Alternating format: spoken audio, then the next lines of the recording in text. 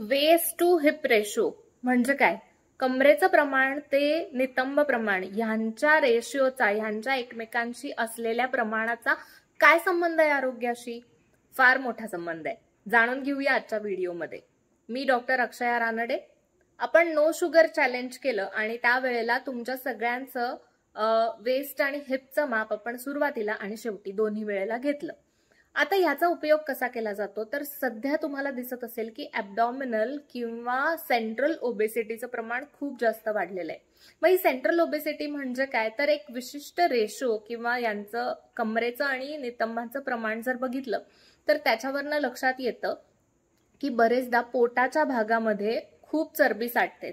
त्याची विविध कारण आहेत, पण सगळ्यात महत्वाचं त्याचं कारण आहे की जे शरीरामध्ये एक्स्ट्रा फॅट जे साखरेमधनं कन्वर्ट झालंय तर ते साठतं तुमच्या सगळ्यात आधी पोटावरती, कारण पोटात आपले सगळे सॉफ्ट ऑर्गन्स आहेत आणि शरीर जेव्हा स्ट्रेस कंडिशनला असतं तेव्हा हे सॉफ्ट ऑर्गन्सला प्रोटेक्ट करायला बघतं.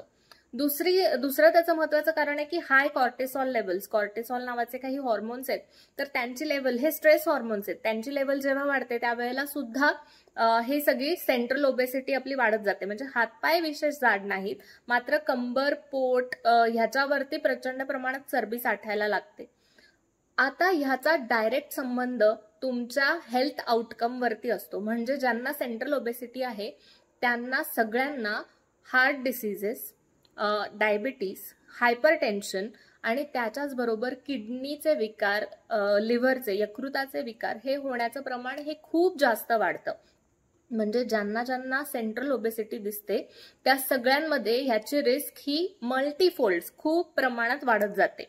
म्हणजे बारीक आहेत त्यांना ही रिस्क नाहीये का? डेफिनेटली आहे. पण ज्या वेळेला तुमच्या पोटावरती चरबी साठायला लागते त्याचाच अर्थ तुमच्या मेटाबॉलिझम मध्ये खूप सारे फरक झालेले आहेत. मग ती चरबी साठून तुमची ह्या सगळ्या रोगांची रिस्क ही खूप जास्त वाढते आणि ते लवकरात लवकर रोग तुमच्यापर्यंत पोहोचू शकतात. मग आपण ह्याच्यात काय बघतो तर कमरेचं जे माप आहे त्याला भागिले, त्याला डिवाइड करून नितंबाचं माप, हिप्सचं माप घेतलं जातं. सो जर कमरेचं माप समजा आपण धरूया उदाहरणासाठी 100 सेंटीमीटर असेल आणि नितंबांचं जे माप आहे ते 110 असेल तर 100 भागिले 110 याच्यात केलं जातं. ओके. किंवा अजून सोपं उदाहरण घेऊया. जर कमरेचं माप हे 90 सेंटीमीटर असेल, 90 एक उदाहरणादाखल 90 सेंटीमीटर असेल आणि नितंबाचं माप हे 100 असेल तर हा रेशो किती झाला? 0.9. बरोबर आहे, हा रेशो झाला 0.9. हे माप किती असायला पाहिजे? तर स्त्रियांमध्ये हे माप तुमचं कमरेचं माप भागिले नितंबांचं माप, वेस्ट टू हिप हा रेशो 0.8 किंवा त्यापेक्षा कमी असायला पाहिजे. म्हणजे 0.8 किंवा त्यापेक्षा कमी असेल तर तो हेल्दी रेशो मानला जातो.